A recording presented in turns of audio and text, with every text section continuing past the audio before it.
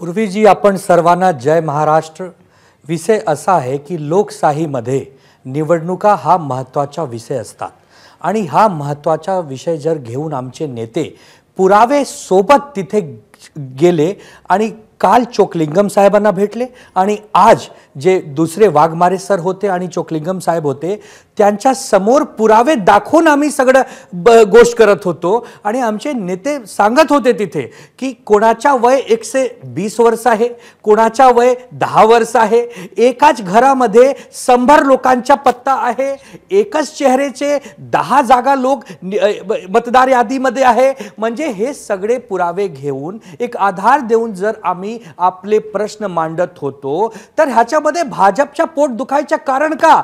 आमचे नेते भाजपला पण निमंत्रण केले होते। मुख्यमंत्री साहेब सांगत आहे की जर निवडणुका पारदर्शी होण्यासाठी आमची पण भूमिका आहे तर आम्ही मांडू, पण आपले प्रतिनिधी का नाही पाठवले साहेब?